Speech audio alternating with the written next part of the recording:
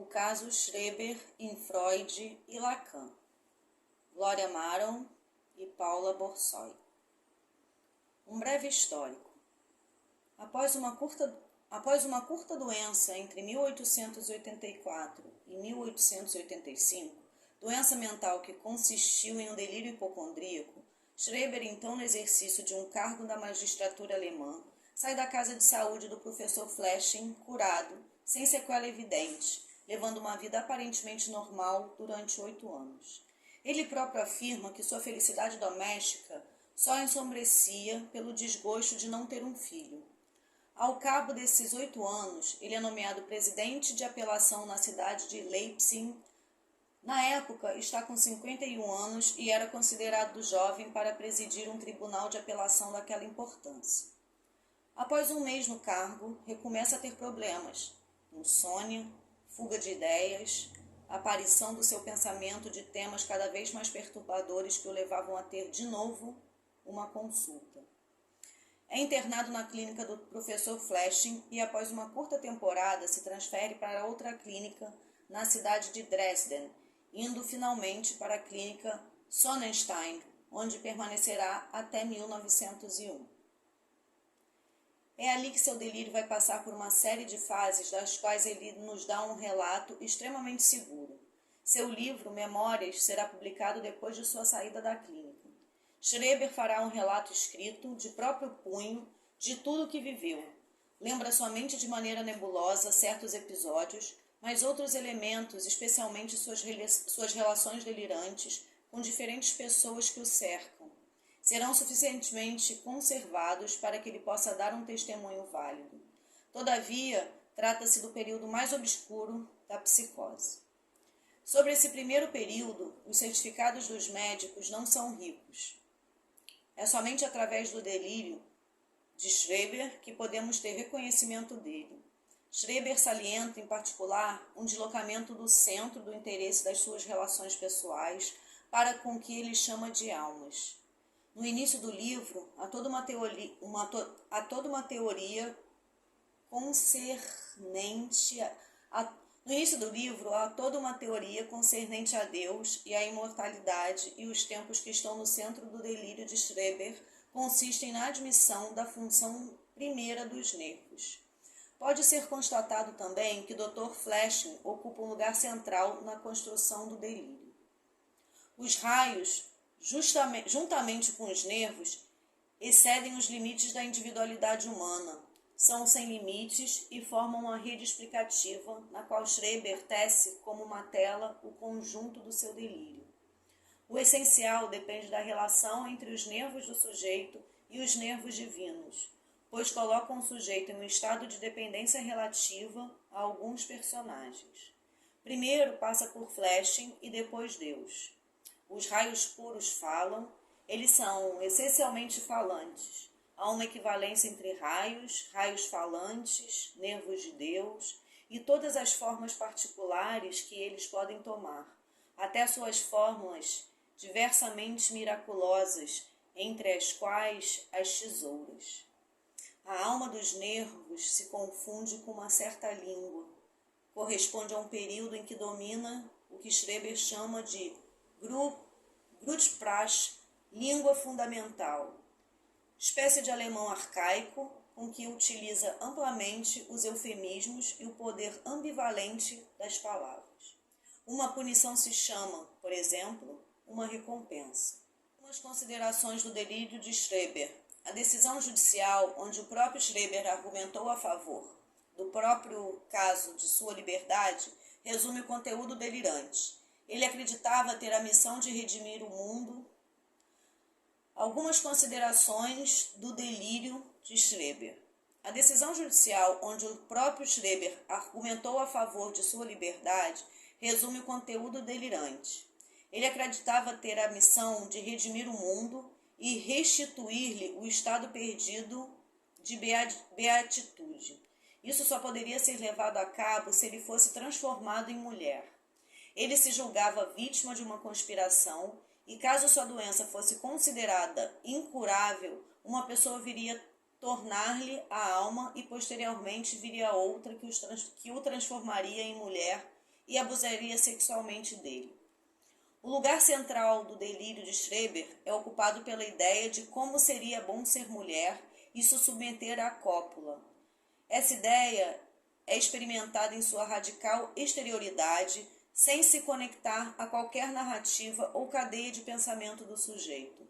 No caso Schreber, a partir dessa ideia vivida como invasiva, seu corpo se transforma, as vozes falam e sua feminilidade passa ao primeiro plano. Durante sua trajetória delirante, se verificam várias mudanças, mas destacamos duas. Após um período crítico e agudo do delírio de perseguição, que começou atingindo seu primeiro médico, Dr. Fletching, finalmente Deus torna-se o perseguidor. A mistura de reverência e rebeldia em relação a Deus é muito presente em seu delírio e em muitos momentos do próprio Deus. Na sua incompreensão dos homens vivos, investigava a trama contra ele. O delírio de Schreber, como tentativa de restaurar a ordem do universo, opera reduzindo pouco a pouco o que antes emergira como persecutório. Tentativas de interpretação de Freud sobre o mecanismo da paranoia. As tentativas de interpretação que Freud fez acerca do caso de Schreber partem da consideração que ele era um paranoico, em que, de início, os delírios apareciam em sua dimensão de perseguição. Isso aparecia na ideia de que seu médico tentara cometer o assassinato de sua alma. O aparecimento de uma fantasia feminina carregada de desejo homossexual passivo tinha como objeto seu médico. Uma resistência interna a essa fantasia foi levantada e a luta que se seguiu tomou forma de um delírio de perseguição. Freud interpreta essa questão como um conflito infantil em relação ao pai que ele amava. A valorização da função paterna nas psicoses é uma contribuição de Freud. No centro de sua análise do caso do presidente Schreber está aquilo que Freud denominou de complexo paterno, mesmo tendo enfatizado a fantasia homossexual na causalidade da psicose.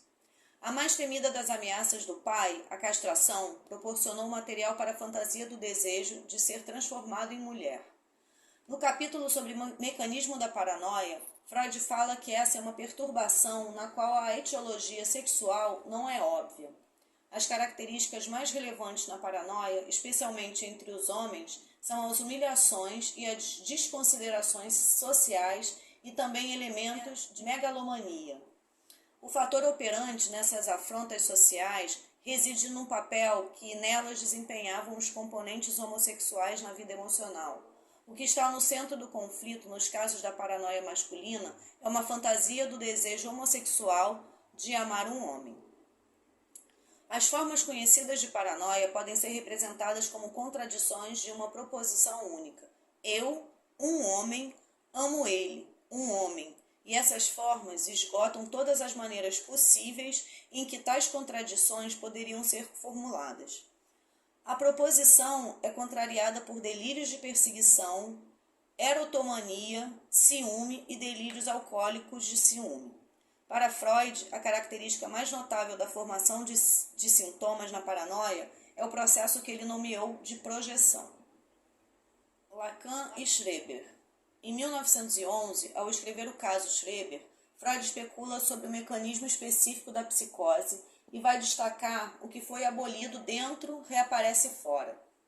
É a leitura do texto de Freud sobre o caso Schreber que Lacan extraiu a fórmula: o que é rejeitado pelo simbólico reaparece no real e retoma para o sujeito como certeza, circunscrevendo assim o fenômeno psicótico em sua diferença com relação ao sintoma neurótico. A rejeição não se encontra no mesmo plano do que não quer saber nada sobre isso no sentido do recalque. A diferença estrutural entre neurose e psicose é feita por referência à linguagem e levará Lacan à casualidade significante das psicoses. Na psicose, em lugar da alteridade do outro, o sujeito experimenta a radical exterioridade do outro, o que pode então se manifestar como vivência de invasão e interrupção do fenômeno de gozo desregulado excessivo. Lacan, no Seminário 3, define o fenômeno psicótico como a emergência na realidade de uma significação enorme que não se parece com nada. e isso na medida em que não se pode ligá-la a nada, mas se pode, em certas condições, ameaçar todo o edifício. No caso Schreber, há uma manifestação de uma significação que concerne ao sujeito. Ele foi invadido pela ideia de como deveria ser bom ser mulher e passar pela cópula, significação rejeitada e que retorna como invasão psicótica. Há uma experiência de um excesso que não contém contornos, limites, pontos de ancoragem. A ausência de significação, da significação, como designou Lacan no texto, de uma questão preliminar a todo o tratamento possível da psicose, corresponde ao primeiro tempo do desencadeamento.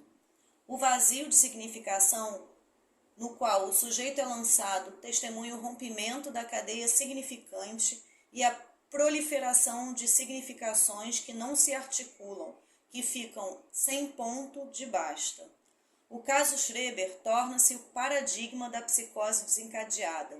Inicialmente, na orientação lacaniana, o desencadeamento destaca a relação do sujeito psicótico com a linguagem e aponta para a falta de um significante primordial na estrutura. Daí, a ênfase nos textos nas décadas de 50, mais especificamente, Seminário 3, de uma questão preliminar a todo tratamento possível da psicose, nos fenômenos de linguagem convencionalmente paradigmáticos da psicose, como alucinação, delírio, automatismo mental. Na perspectiva da psicose, em sua relação com a linguagem, considerava-se que na relação do sujeito com um símbolo, a possibilidade de um Verwerfung primitiva, ou seja, alguma coisa não simbolizada vai se manifestar no real. Alguma coisa que foi rejeitada no interior reaparece no exterior. Previamente a qualquer simbolização que não é cronológica, mas lógica, pode ocorrer um acidente no simbólico e é possível que parte da simbolização não se faça. A psicose foi inicialmente abordada sobre a ótica da presença ou da ausência de um elemento central. O significante do nome do pai, condicionador da significação fálica que organiza a circundação da libido no corpo e do ponto de basta, possibilitando que a cadeia significante não deslize infinitamente, entregue tanto à falta de sentido quanto ao seu oposto, o de encontrar sentido em tudo. Desencadeamento. No ensino de Lacan, a noção de desencadeamento postulada na questão preliminar está associada a uma ruptura radical verificada a partir do encontro com o impossível de simbolizar. O efeito da fora-oclusão do significante no nome do pai na estrutura significante primordial, ordenador da cadeia significante. Na neurose, o nome do pai incide sobre o desejo enigmático da mãe, e ao decifrar o que quer, a mãe formula a significação desse desejo como sendo falo. Essa substituição inaugural é correlatada à operação da metáfora paterna que vigora na neurose. A conjuntura do desencadeamento da psicose na orientação lacaniana vem destacar então que o sujeito não conta com a presença do significante do nome do pai, condicionador da significação fálica que organiza a circulação da libido no corpo. É a partir dos fenômenos que designam a ausência da significação fálica que se deduz a ausência do nome do pai. Ou seja, o sujeito psicótico não se serve da medida comum e universal dada pela significação fálica para dar nome às coisas do mundo. Além disso, na ausência de ponto de basta promovido pelo nome do pai, a consequência no campo da linguagem é a fratura no campo semântico, a errância da significação. Ou seja, o sujeito psicótico não se serve da medida comum e universal dada pela significação fálica para dar nome às coisas do mundo. Além disso, na ausência do ponto de basta promovido pelo nome do pai, a consequência no campo da linguagem é a fratura no campo semântico, a errância da significação, ou seja, uma predominância da falta de sentido ou seu oposto, certas formas de delírio que encontram sentido em tudo. Lacan valoriza a conjuntura que constitui as condições do desencadeamento, separações, paternidade, promoção, a interrupção de um terceiro na relação dual. são alguns dos exemplos que, antes de tudo, colocam em evidência a incidência da ordem simbólica em tudo que diz respeito à realidade humana. O caso Schreber ilustra que podemos chamar de um apelo em vão, pois a um apelo do significante paterno comparece o buraco no simbólico. Podemos dizer que isso ocorre com sua nomeação como presidente da corte. Nomeação que o convoca à posição simbólica de pai, de autoridade, já que no caso Schreber existe o que podemos chamar de um apelo em vão, pois a um apelo do significante paterno comparece o buraco no simbólico. Podemos dizer que isso ocorre com sua nomeação como presidente da corte, nomeação que o convoca à posição simbólica de pai, de autoridade, já que ele ali teria a cargo, sob sua responsabilidade, homens que poderiam ser seus pais. No desencadeamento da psicose, se dá uma ruptura das coordenadas simbólicas que enquadram o imaginário. Ocorre um desmoronamento da imagem de I e faz aparecer a dimensão de objeto do sujeito, estando ele reduzido a essa miséria que antes estava recoberta pelo imaginário dos hábitos cotidianos. O retrato fiel que as vozes dão dele mesmo, um cadáver leproso conduzindo um outro cadáver leproso, é uma descrição brilhante de uma identidade reduzida ao confronto com seu duplo psíquico, mas que além disso deixa patente a regressão tópica do sujeito ao estádio do espelho, na medida que a relação com o outro reduz-se aí seu gume mortal.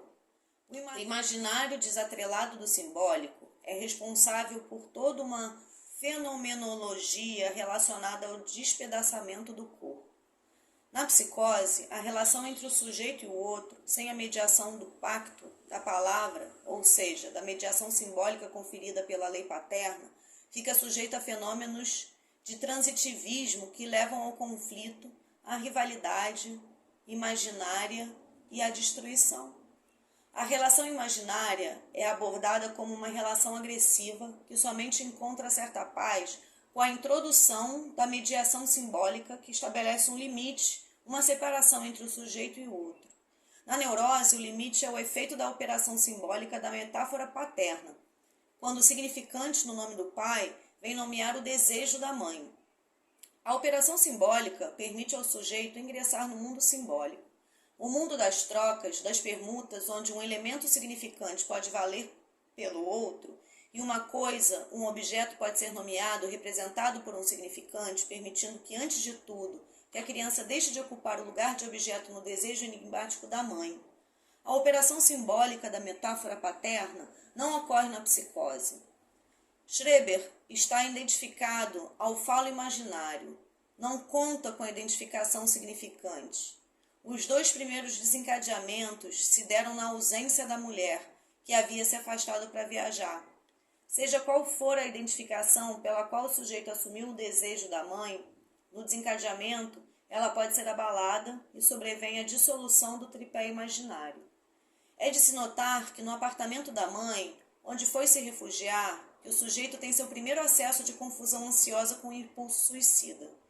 Em crises posteriores, é notório o fato de Schreber ter adormecido em momentos em que coincidem com o afastamento temporário de sua mulher, sem o apoio do que supostamente funcionou até então como bengala imaginária, desencadeia-se a psicose.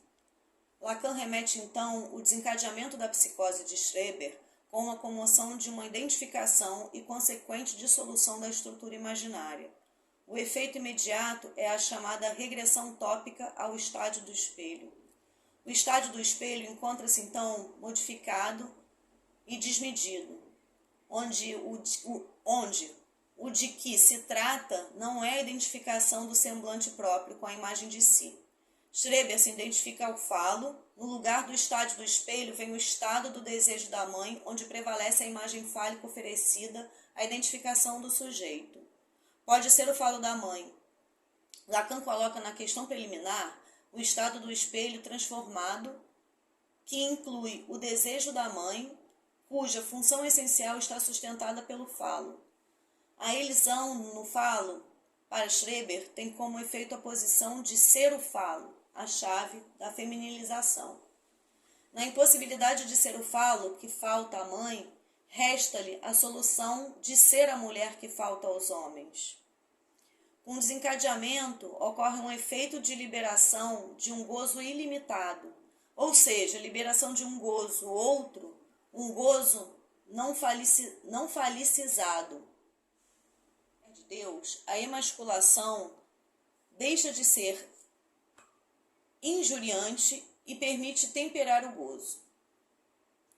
Ao aceitar ser mulher de Deus, a emasculação deixa de ser injuriante e permite temperar o gozo. O delírio de Schreber, como tentativa de restaurar a ordem do universo, opera reduzindo pouco a pouco o que antes emergia como um persecutório.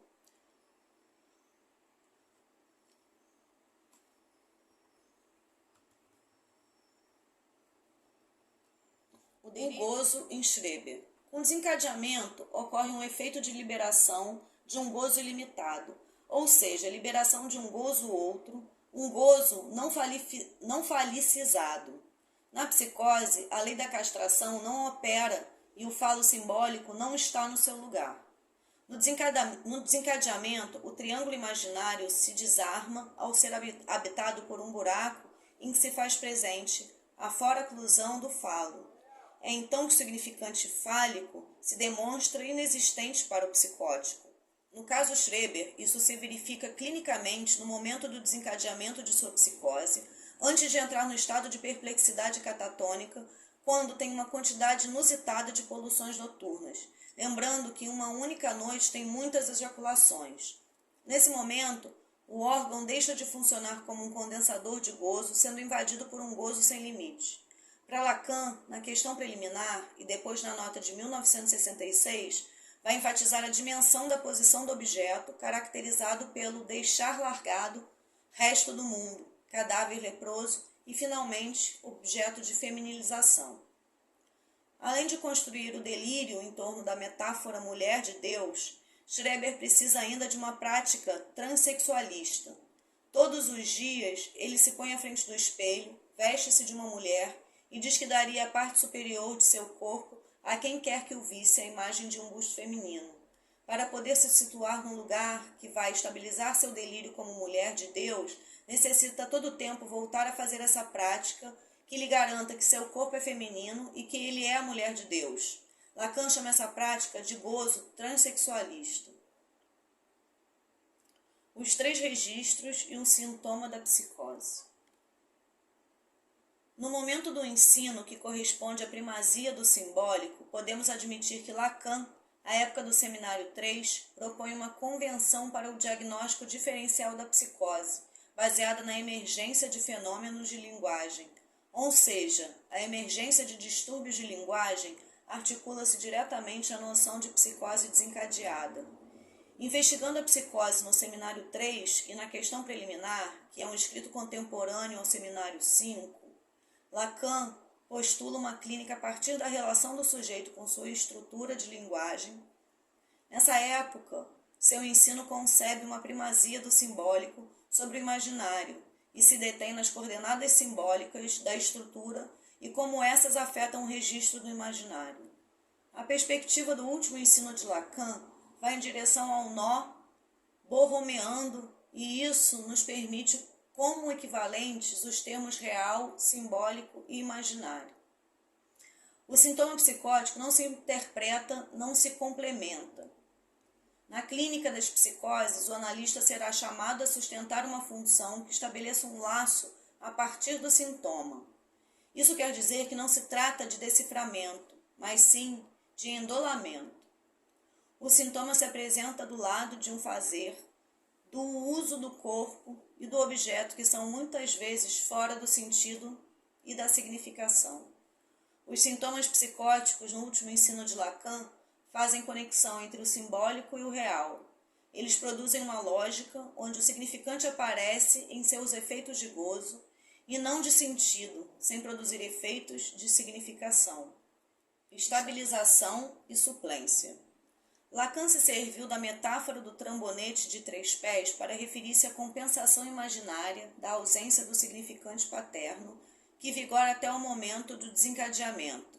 Quando o sujeito, numa certa encruzilhada de sua história, se confronta com a impossibilidade de assumir a realização do significante, pai, no nível simbólico com efeito, se confronta com um buraco no simbólico. Nos seus primeiros textos sobre a psicose, Lacan investiga como o psicótico compensa a falta do nome do pai para incluir-se no discurso, ou seja, para relacionar com o outro.